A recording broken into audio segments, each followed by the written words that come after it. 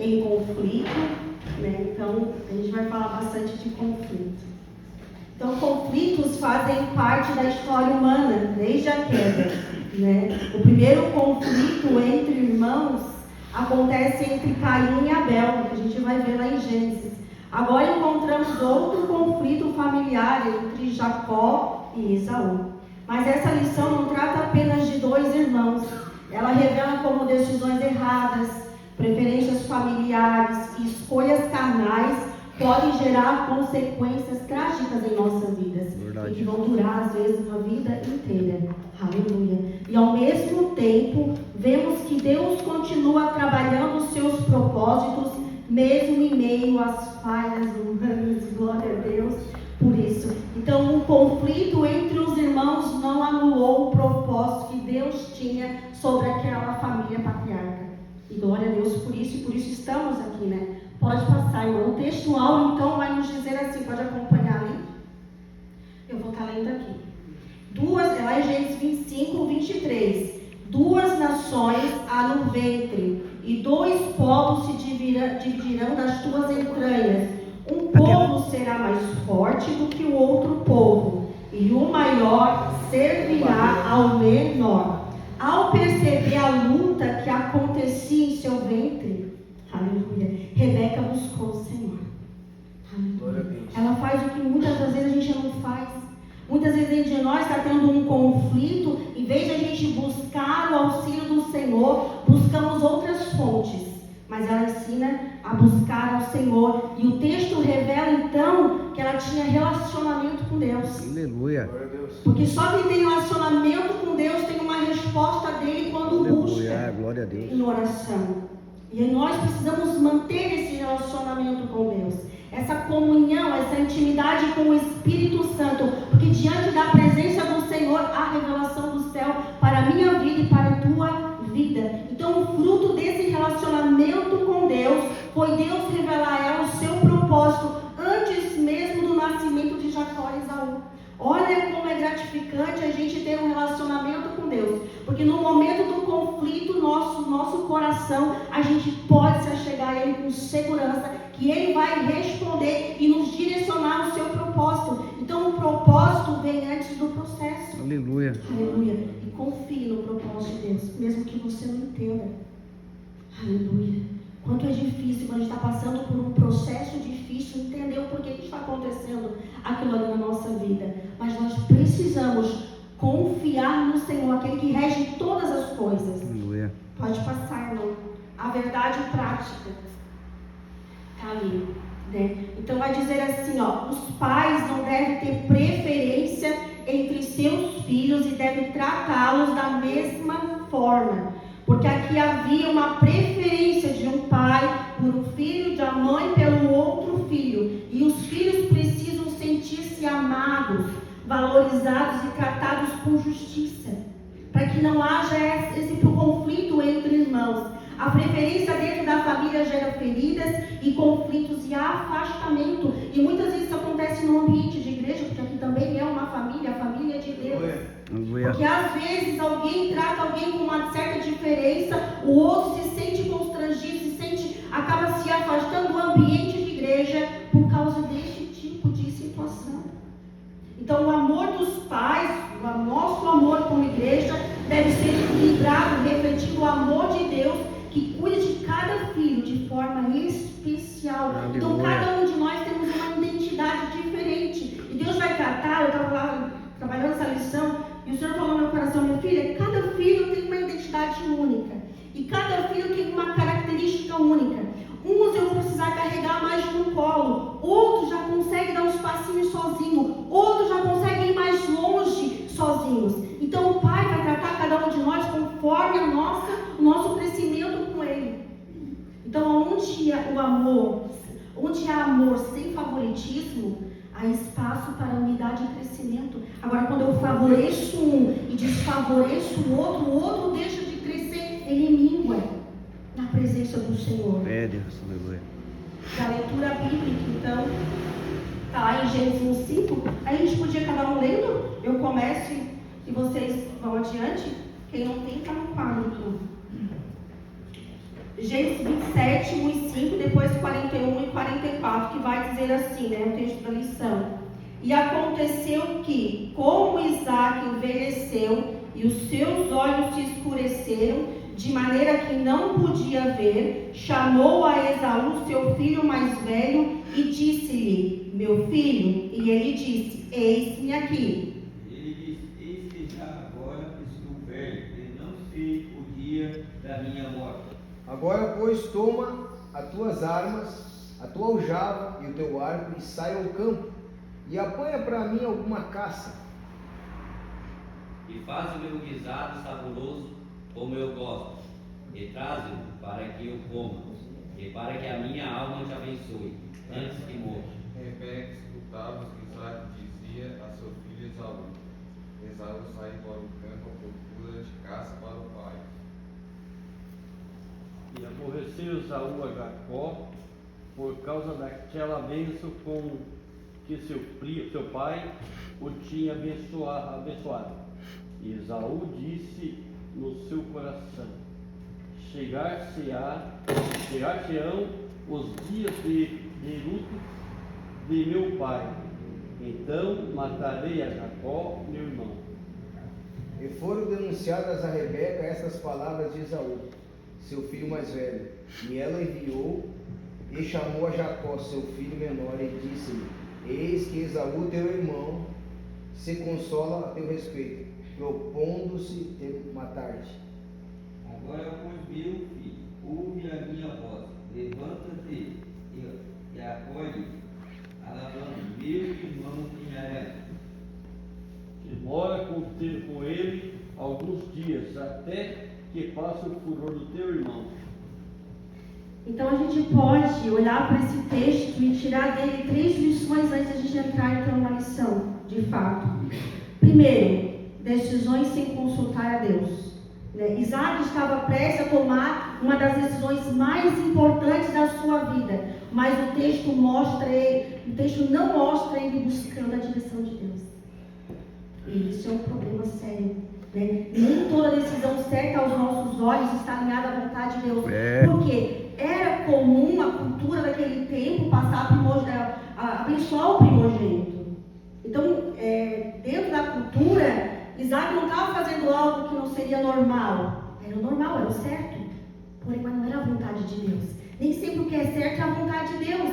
E por isso nós precisamos buscar a direção do Senhor. Isaac aqui não orou para ter uma direção de Deus em como fazer e proceder diante daquela situação. Então, antes de decidir, nós devemos consultar a Deus. Aleluia. Um dos grandes problemas nossos é que a gente não consulta a Deus. E às vezes se mete em situações difíceis. Isso é a mão de Deus, o socorrer-nos à vontade lá. Misericórdia. E quem busca a vontade de Deus evita muitos conflitos. Muitos conflitos poderiam ser evitados se nós simplesmente buscasse a vontade do Senhor, consultasse a palavra. Isso que eu estou pensando em fazer está de acordo com a vontade de Deus.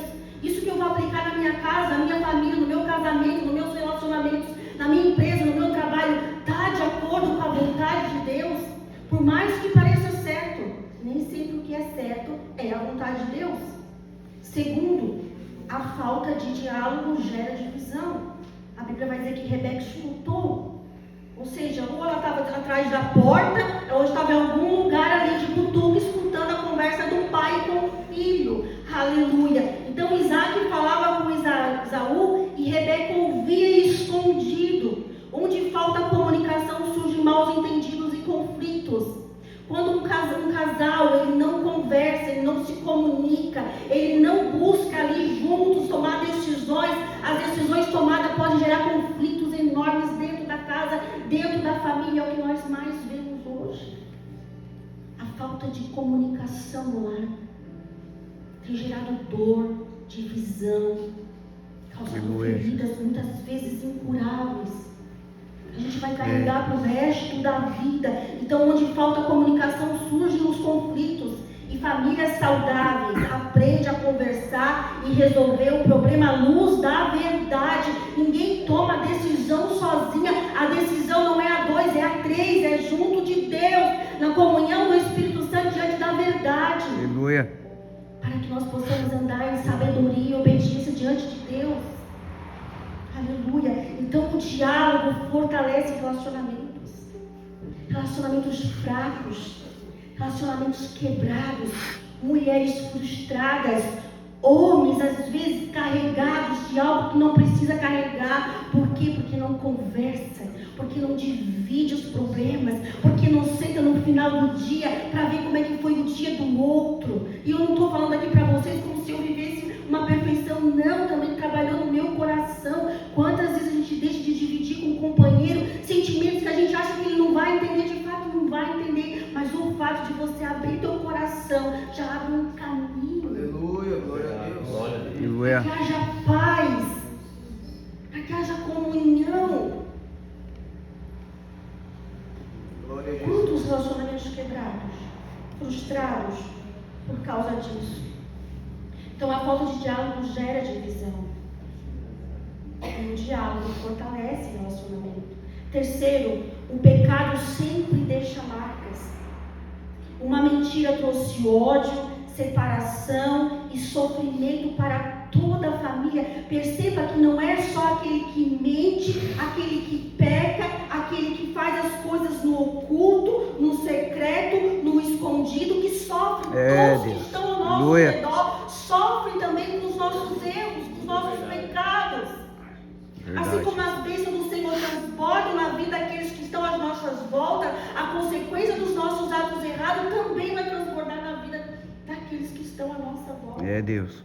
Aleluia. Então nossas escolhas sempre produzem consequências. Então pense antes de agir, igreja. Um erro pode afetar muitas pessoas. O pecado nunca atinge apenas quem pratica. É verdade. Aleluia. Aleluia. Pode passar, irmão. Então a palavra-chave é conflito, que é o que nós vamos ver nessa lição. E como eu gosto de pesquisar e buscar o significado das palavras, eu trouxe. Conflito significa choque, oposição, disputa ou luta entre duas partes. Na Bíblia, muitos conflitos externos revelam conflitos internos. Então aquela guerra que está acontecendo lá fora é resultado daquilo que não foi tratado dentro do meu ser. Ei, glória, aleluia. Porque o que está aqui dentro, uma hora vai vir para fora. Verdade. Meu Deus. Então, antes de existir guerra entre irmãos, geralmente existe uma batalha dentro do teu coração. Às vezes eu tenho uma indiferença com alguém. Pode ter certeza que dentro do teu coração aquilo não foi tratado ainda. E aí você vive com indiferença do teu irmão. Então, trate primeiro, tira primeiro o arqueiro do seu olho, para depois tirar do teu irmão. É o que a Bíblia nos ensina. Glória a Jesus. E muitas vezes o maior inimigo então não está fora, mas está dentro de nós. O orgulho. O orgulho nos impede de ver a qualidade do irmão do lado. A inveja, que é a podridão dos ossos, segundo a Bíblia. Sabe o que é a podridão dos ossos? É tu estar totalmente debilitado. Uma pessoa com os ossos podres não está sustentada na verdade. Não caminha. Egoísmo, ciúme. Sabe, o ciúme é algo que corrói a gente por dentro. Sabe, eu sempre trato o ciúme como um câncer. Um câncer, ele basta uma célula, irmão, uma célula para contaminar todas as outras. Para uma pessoa que tem leucemia fazer um transplante de medula, ela não pode fazer se tiver uma célula cancerígena. Por quê? Porque vai comprometer o tratamento, vai contaminar todas as outras. Olha a extensão do que é o ciúme na nossa vida. Basta um ciúmezinho assim, para ir contaminando todo o nosso ser. Ressentimento, mágoa, tudo isso vai corroendo o nosso ser. E quando não tratamos dentro de nós, vai ter consequência. Casamentos que muitas vezes geram briga, porque por ciúmes. Quando não é tratado aqui dentro, gera violência no lar. Gera muitas vezes crise dentro da casa. Vamos tratar o nosso coração nesta noite. Conflitos externos geralmente são o reflexo de batalhas internas não resolvidas, mas diante do sangue de Jesus, nós podemos resolver os nossos conflitos internos quando confiamos e entregamos. Senhor, meu problema é isso aqui, eu tenho ciúmes, o meu problema é isso aqui, trata deixa o Senhor tratar. Aleluia. Porque para ele tratar, ele precisa expor uma ferida. Não há tratamento sem exposição de ferida. Como é que vai cuidar de uma ferida se não expor ela? Pode falar, pastor.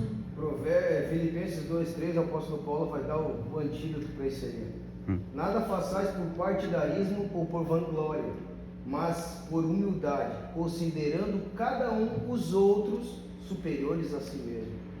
Quando a gente acha um menorzinho melhor que a gente nunca vai se achar superior. Sempre humilde. Aleluia. Glória a Deus. Pode passar então, irmão, nós vamos entrar na missão agora. Os filhos de Isaac, né? O tópico 1 pode passar. O subtópico 1 vai dizer que Isaac ora por um filho. Lá em Gênesis 25:1. Então a lição vai nos dizer assim, ó, como Sara, Rebeca também era estéril, pai e filho foram igualmente provados quanto à promessa de quem seria um pai de que seria um pai de multidões, ou seja, havia esterilidade na família, nas mulheres deles. Então ele orou insistentemente até que o Senhor decide conceder-lhe filhos, cumprindo assim a promessa que foi feita ao seu pai e a ele. O nascimento de Esaú e Jacó foi uma resposta à oração e à fé de Isaac. Aleluia. Então Rebeca era estéril e Isaac buscou a Deus em oração. Isaac fez o contrário do seu pai. Quando o pai aceitou ali a proposta de Sara em tomar Agar como esposa. Ou seja, Isaac esperou com paciência no Senhor, orando em todo o tempo. Aleluia. Quão difícil é esperar 20 anos por uma promessa, na verdade. E o mais interessante é que o Senhor ouviu a oração dele. Não importa o tempo que você esteja orando por um milagre. Não importa o tempo que você esteja orando por um propósito de Deus na tua vida. Continue persistindo, insistindo em oração, porque no tempo de Deus, que é perfeito, vai acontecer. Amém, Jesus. Vai acontecer, eu creio. Eu sou prova disso, irmão. Que acontece sim. Amém. Então, grandes bênçãos muitas vezes nascem de uma vida de oração e perseverança. E aquilo que é gerado na oração, uma hora vai vir para fora e ninguém vai entender e compreender o que está acontecendo. Mas não sabe o processo que tu teve que passar para chegar a viver o cumprimento da promessa. Jesus. Mas é um tempo de espera. Isaac esperou com paciência, orando. Então, quando enfrentamos situações impossíveis, devemos buscar a Deus antes de procurar soluções humanas. Ele não tentou dar um jeitinho, ele não tentou fazer nada. Ele simplesmente esperou no Senhor. Então, quando não podemos agir, ainda podemos orar. Ainda que não tenha mais recursos humanos, ainda que não tenha mais situações, não tenha mais o que fazer diante daquilo que você está enfrentando, ainda existe um caminho. O caminho é a oração. Orar em todo o tempo. Nós devemos orar. Cadê a igreja que ora? Quem ora geme. Quem ora sobe fumacinha, tem cheiro, tem barulho. O que é impossível para o homem é possível para Deus. Aleluia. Aquilo que eu e você, nas nossas limitações, nas nossas dificuldades, não conseguimos vencer, em Cristo somos mais que vencedores. E não há impossibilidades para o nosso Deus. Aleluia. Você crê nisso, não? Amém. Mas você crê mesmo de verdade? Oh, glória a Deus. Sim. Você continua perseverando na oração, esperando com paciência no Senhor aquilo que você tem buscado na oração, porque em qualquer momento isso vai acontecer. Pode passar o segundo, então. Rebeca fica grávida. Deus atendeu às orações de Isaac e Rebeca foi curada de sua infertilidade. Ela logo percebeu que sua gravidez era diferente, pois os bebês lutavam no seu ventre. Por isso decidiu consultar ao Senhor. Olha, quem tem intimidade não busca direção em outro lugar, mas busca no Senhor. Então o Eterno lhe fala, olha, irmãos, Aleluia. que privilégio dessa mulher ter um tete a tete com o Senhor. Então o Eterno lhe fala: 2 nações há no teu ventre, e 2 povos se dividirão nas tuas entranhas. Um povo será mais forte do que o outro povo, e o maior servirá ao menor. Antes de existir tecnologia, Deus já fazia ultrassom. Isso é ultrassom divino, né? Morfológico. Já dá todas as características da identidade que vai ser, olha só. E aí a gente acha ainda que nós estamos numa modernidade, né? Que nada. Então vá atrás do nosso Deus é maior que tudo isso aí. Então a gravidez de Rebeca foi resposta à oração de Isaac. Só que junto com a promessa veio uma luta dentro do ventre. Ai, não. Não tem promessa sem luta. A promessa vem. Mas há uma luta, um combate aí para a gente vencer. É verdade. O apóstolo Paulo também vai dizer que há um bom combate. E nós precisamos vencer em Cristo Jesus. E nós venceremos em nome de Jesus. Glória a Deus. E nem toda luta significa ausência de Deus. Ela estava numa guerra dentro dela, mas Deus se fazia presente na vida dela. Amém. Ela tinha comunhão com Ele, ela tinha intimidade. Às vezes nós estamos lá achando que Deus nos esqueceu, que nos deixou sozinhos no meio da guerra. Que nada, irmão. Nós temos um Deus que está do nosso lado 24 horas por dia. Jesus disse que estou convosco todos os dias, até a consumação do século. Então Ele está comigo no meio da dor, no meio da dificuldade, no meio da luta, no meio da provação. Não somos sozinhos, não somos desamparados. Amém. Não é, irmã Sônia? Nós temos um Deus que cuida, que nos fortalece, que nos ajuda e nos faz vencer. Porque somos bons. Amém, Deus. Não, que Ele é bom. Aleluia. Então, quando não entendemos o que está acontecendo, devemos fazer como Rebeca, buscar a Deus em oração. Porque quem busca a resposta em Deus encontra direção para o processo. Porque todo o processo tem suas guerras. Aleluia. Todo o processo tem as suas lutas, suas barreiras para a gente superar. Pode passar o 3. O nascimento dos gêmeos. Quando Isaac tinha cerca de 60 anos, Rebeca deu à luz 2 filhos. Olha, veio para fora o que estava sendo gerado dentro dela. Não adianta, irmão. Aleluia, Jesus. Aquilo que Deus está gerando no secreto dentro de você, uma hora vai vir para fora. Vai vir. Glória a Deus. Aleluia. E quando vem da parte de Deus, já vem assim, porção dupla. Que você fica até espantado, né? Sua gravidez foi uma bênção divina e um evento singular, pois é a primeira vez na Bíblia que se registra uma gestação e um parto múltiplo. O primeiro bebê a nascer recebeu o nome de Esaú, que significa peludo. Segundo o costume, ele teria direito à primogenitura. O segundo filho nasceu agarrado ao calcanhar do seu irmão, ao qual foi dado o nome de Jacó, que significa aquele que segura pelo calcanhar, ou suplantador, que muitos falam que é enganador, mas não vou entrar no detalhes dos nomes aqui. Mas na verdade não quer dizer que é enganador, quer dizer assim, ó, alguém que vem atrás, alguém que está vindo atrás. É mais ou menos esse sentido que a palavra Jacó quer dizer. Né? Mas eu não vou entrar no mérito. Mas que engraçado é, né? Quem já assistiu um parto? Eu já assisti, a irmã também, né? E é muito lindo o parto dos gêmeos. Às vezes um tem que estar entrelaçado um no outro, o médico tem que dar uma ajeitadinha, uma mexidinha. Você tem que enrolado no cordão umbilical, na perninha. Só que interessante que Jacó veio agarrado no. Tipo assim, não me deixa aqui sozinho, não, quero ir contigo. Sabe, é uma cena hilária, por isso ele recebeu esse nome. Eu agarrado no calcanhar. Aleluia. Eu tenho que falar quando eu posso isso. Glória a Deus. Isaú e Jacó nasceram na mesma família, mas eram muito diferentes em personalidade e escolhas. Então a diferença não são um problema. O problema é quando elas geram comparações e favoritismo. Sempre vai ter na casa alguém diferente, vai ter um filho diferente.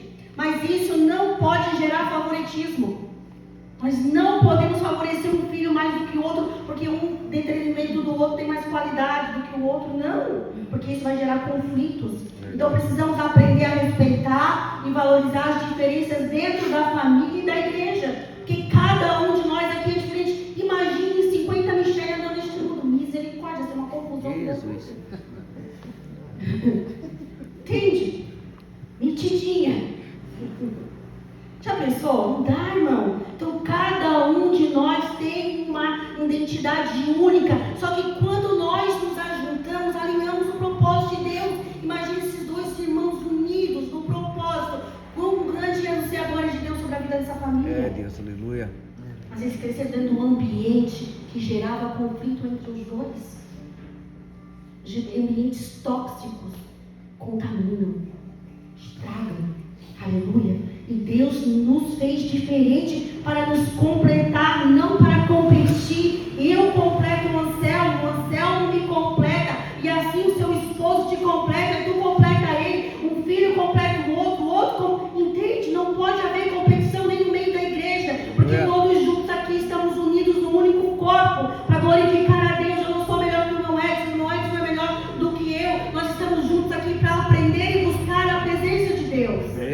Glória a E Deus. Deus vai usar cada um de um jeito. Eu fico espantada, porque Deus usa o meu esposo de um jeito, o pastor de um jeito, os irmãos de um jeito, os irmãos, cada um de nós Deus vai usar de um jeito, mas o que é importante é que o propósito esteja sendo cumprido. Glória a Deus. Aleluia. Aí nós vamos para sinopse 1. Não vou ficar, né? Deus ouve e responde às orações de Isaac e lhe concede 2 filhos. Porção dupla. A gestação é fruto de oração. Ai, meu, como é bom orar, né? Orar é maravilhoso. Só que orar é guerra. Orar é guerra. Vai lá, pode soltar o segundo lá, irmão. Esaú vende a sua primogenitura. O primeiro subtópico é preferência entre filhos. Ai, Jesus, vamos lá. Preferências entre filhos. A predileção dos pais traz sérios prejuízos emocionais para os filhos e a família de um modo geral. Isaac gostava mais de caça e talvez por isso amasse mais a Esaú, que era caçador, e seu primogênito é homem, gosta de comer, né? E gosta de carne, gosta de picanha. Rebeca amava mais a Jacó, que era mais caseiro e gostava de cozinhar. É uma mulher que não gosta do filho que cozinha, né? Uma coisa boa, né? A atitude de Isaac e Rebeca em relação aos filhos não foi correta. Os pais podem ter mais afinidade com o filho, mas devem demonstrar amor e respeito por todos. A preferência por um dos filhos causa ciúmes, divisão, problemas com a autoestima e disfunção familiar. Meu Deus. Isaac preferia Esaú, enquanto Rebeca preferia Jacó. O favoritismo dos pais acabou alimentando a rivalidade entre os irmãos e contribuindo para o conflito da família. Sabe, é igual regar uma plantinha. Você vai regando, ela vai crescendo. É o que eles estavam fazendo. Quanto mais eles regavam, mais os filhos entravam em guerra e conflito. E às vezes isso acontece aqui dentro, por falta de discernimento. Então o amor dos pais deve ser equilibrado e imparcial. Devemos evitar comparações e preferências, valorizando cada filho e cada pessoa de acordo com as suas características e individualidade, que cada um de nós é diferente, como eu já falei. O favoritismo divide e o amor equilibrado fortalece a família. Que nós tenhamos uma família equilibrada com o amor de Jesus nos nossos corações. Pode passar, irmão. Vou tentar ser mais rápido. Vamos lá. O valor da primogenitura. Nos tempos do Antigo Testamento, o filho primogênito desfrutava de direitos que os outros não tinham. Não podemos nos esquecer de que Deus requereu os primogênitos para si quando mandou uma das pragas do Egito. Era um direito do primogênito exercer a liderança espiritual e familiar. Ele também recebia uma porção dupla da herança. Aleluia. Então a primogenitura era um privilégio concedido ao filho mais velho. Ela envolvia não apenas benefícios, irmãos, aleluia, mas também responsabilidades espirituais e continuidade na bênção da família. Então o primogênito, ele recebia as bênçãos, mas também responsabilidade. Ele tinha que dar continuidade. Na falta do pai, ele ia prover toda aquela família. Isso nos ensina que as coisas espirituais têm valor eterno e não devem ser tratadas com desprezo. Não podemos desprezar aquilo que é eterno, irmão. Buscar primeiro as coisas do céu e as demais coisas vos serão acrescentadas. É o que a palavra nos ensina. Buscar o que é eterno, o que edifica o nosso espírito, aquele que vai nos aproximar de Deus. Precisamos valorizar mais aquilo que Deus nos concede espiritualmente do que os benefícios temporários deste mundo. Vai passar tudo aqui, mas o que é eterno vai permanecer. Quem valoriza o eterno não troca a bênção por prazeres momentâneos. Tem muita gente trocando. Às vezes um momento de oração em casa, por um entretenimento na internet. Às vezes passa um domingo inteiro, como é que se diz? Netflix? É Netflix que lá em casa não tem? Aí matando aquelas séries lá, passa a tarde inteira assistindo séries, dorama, sei lá mais o que lá que tem, né? Aí chega aqui e quer ver a glória de Deus, quer ver o poder de Deus. Alimentou o ego, a carne o dia inteiro. Aí quer ver poder, quer ver fogo, quer ver a presença, quer ver Deus falando. Como, irmão? Não dá. Vai alimentar o teu espírito. Aleluia. Vai buscar as coisas que são eternas. Deixa tudo isso aí que é passageiro. Isso aí é momentâneo, vai passar. Mas aquilo que é eterno jamais vai passar. Pode passar, irmão. 13. Esaú. Vende o seu direito. Por que não dá valor? Vende.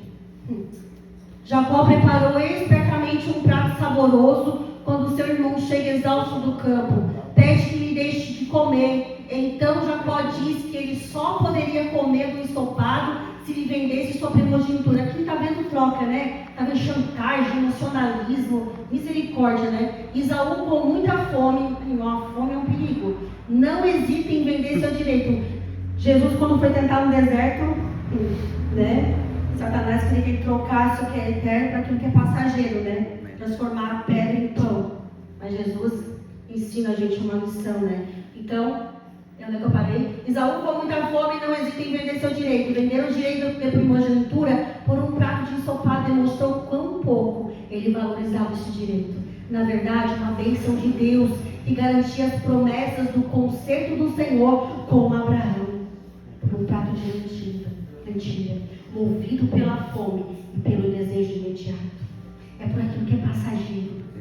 É por aquilo que é momentâneo. É por aquilo que não vai te levar para a eternidade com o Senhor. Isaú trocou sua primogenitura por um prato de comida, e tem muito no meio de nós, trocando aquilo que é eterno por aquilo que é passageiro. Perdendo casamento, perdendo comunhão na presença do Senhor, perdendo às vezes ministério, jogando aquilo que Deus confiou a ti. É verdade. Deus, pouca coisa. Aleluia. Pouca coisa, irmão. Sabe? A fome é aquilo que sempre a Bíblia a gente fala que não é, a nossa comida é o pão espiritual, é Deus, é Jesus, ele é o pão. Então a Bíblia vai falar de fome. A fome espiritual ela mata. Ela faz a gente tomar atitudes que não devemos tomar. Movidos por uma necessidade passageira, ele valorizou mais a necessidade momentânea do que uma bênção que teria impacto para a vida toda. Não negocie. Quem vive apenas para o momento corre o risco de desprezar aquilo que tem valor eterno. Então nós precisamos ter cuidado para não trocar nossa comunhão com Deus, nossos valores e princípios por prazeres momentâneos. Vai passar, está com desejo, está com vontade, vai passar em nome de Jesus. Agora permaneça firme, porque a promessa é bem maior do que isso que estão te oferecendo lá fora. O que o mundo oferece é passageiro, mas o que Cristo nos dá é eterno. Verdade. Aleluia. Não troque aquilo que é eterno por aquilo que é temporário. Não troque. Se você não pegar nada aqui, irmão, que eu estou tentando passar para vocês pela infinita graça do Senhor, não troque.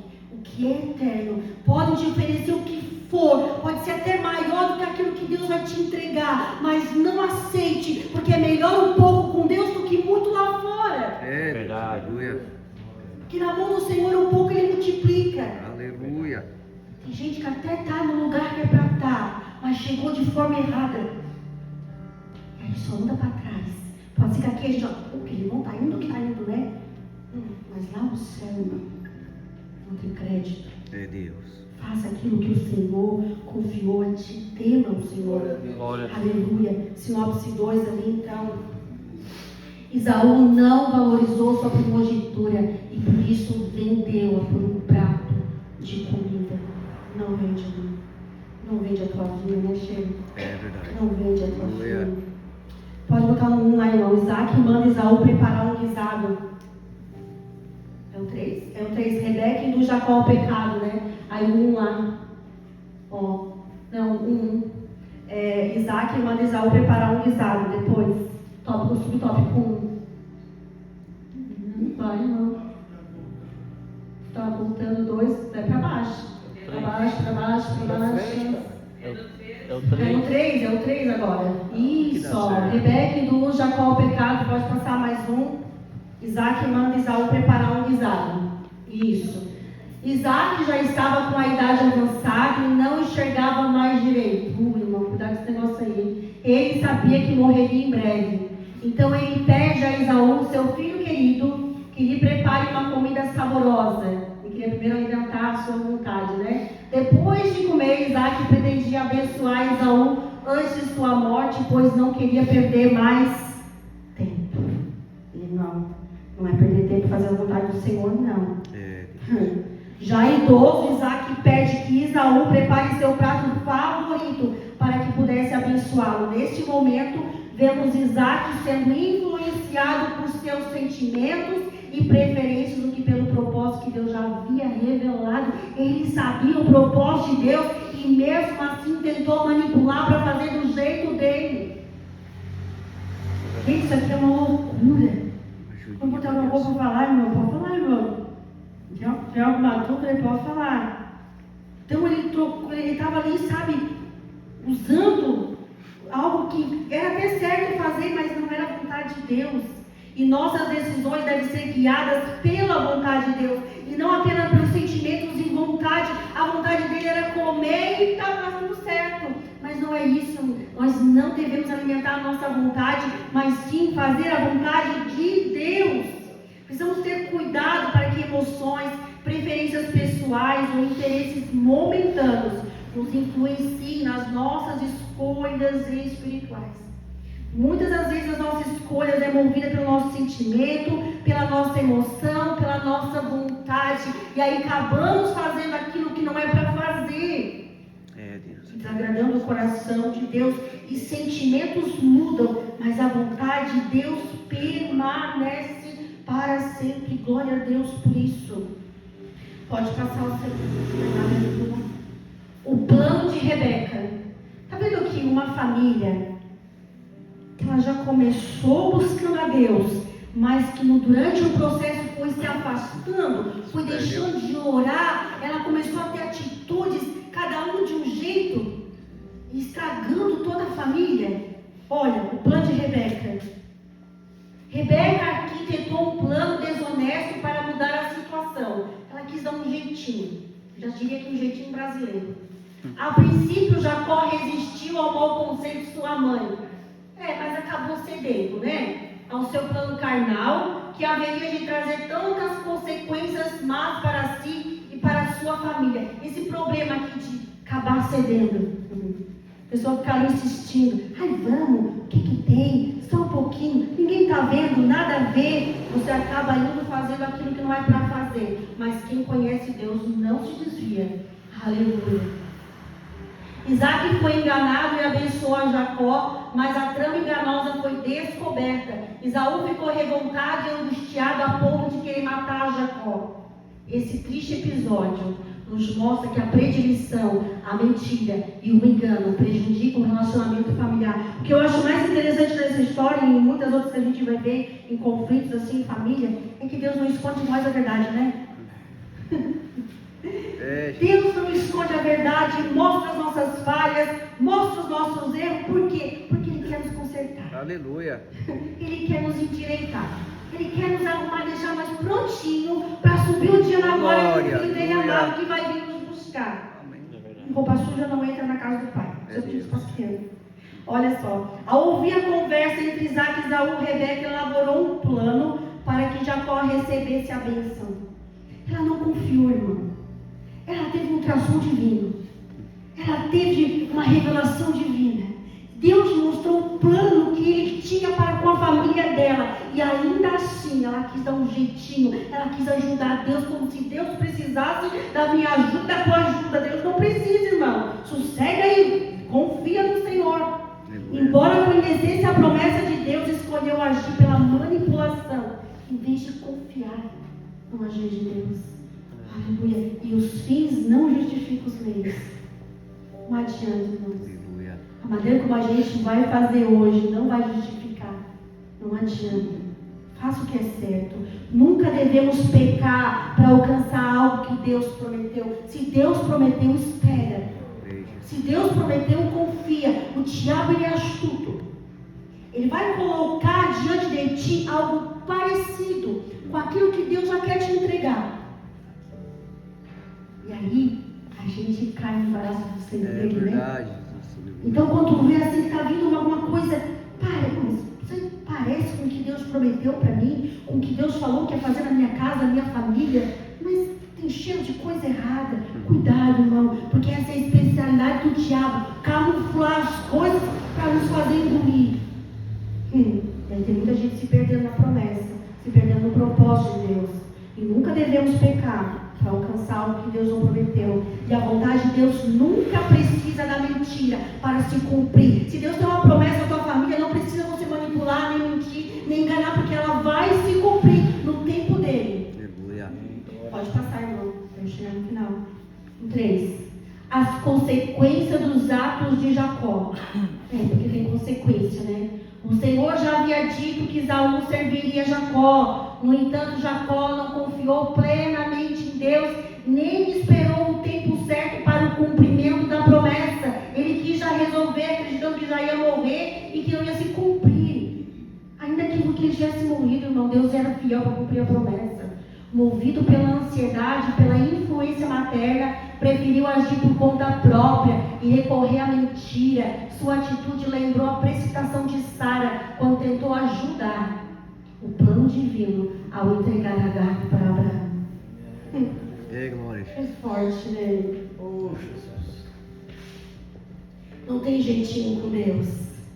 Não tem. Sabe por que eu falo de jeitinho, né? Nada a ver, mas eu vou trazer isso aqui que vai te ensinar alguma coisa que Deus fez eu lembrar. Sabe por que nós brasileiros se damos bem lá na América? Porque a gente vai lá e ganha dinheiro, vem pra cá, consegue. Quem vai lá pra trabalhar, né? Primeiro detalhe. Porque tem gente que só vai lá pra passar tempo. Né? Sabe por quê? Porque nós somos especialistas em argentino. Americano não sabe da Argentina, não. Se quebrou o cano, ele vai lá e compra e troca tudo. O brasileiro vai lá dar um jeitinho, emenda daqui, emenda dali, e puxa daqui, faz uma casa, puxa. Não, o americano tem isso. Então o brasileiro se dá bem lá por causa disso, que tem um jeitinho brasileiro. E nós somos famosos lá fora, irmão. Pelo amor de Deus, misericórdia. Com Jesus não tem jeitinho, não. É da coisa certa, é da forma certa, e nós vamos chegar onde Deus quer que a gente chega. Então as consequências da de Jacó. Jacó recebeu a bênção, mas um engano trouxe sérias consequências. O conflito aumentou, Esaú passou a odiá-lo, a elogiar Jacó, e Jacó precisou fugir de casa. Olha o que o pecado faz, nos faz fugir da presença, da casa, da família, da comunhão, daqueles que mais a gente ama. É isso que o pecado faz, nos afasta primeiramente de Deus e nos afasta da comunhão com a nossa casa, com a nossa família. Aleluia. Ele precisou se afastar da sua casa. Precisou se afastar. Não permita que o pecado te afasta, mas se arrependa aos pés do Senhor, porque Ele é perdoador. Aleluia. Não deixa a culpa, irmão. Deus não tem problema com o nosso pecado, quando confessado, arrependido e abandonado, mas a culpa que o inimigo planta dentro de mim e de você vai nos afastando cada vez mais do propósito que Deus tem para mim e para você. E qual é o propósito? É vida eterna. Verdade. É vida eterna. E toda escolha produz uma colheita. Então, antes de agir, devemos considerar se as nossas atitudes estão de acordo com a vontade de Deus, pois uma decisão errada pode gerar sofrimentos e conflitos. E nem toda oportunidade vem de Deus. Você precisa examinar isso aí. Às vezes vem uma oportunidade de Deus. A gente não vai consultar para ver se realmente Deus ou se é engano do diabo.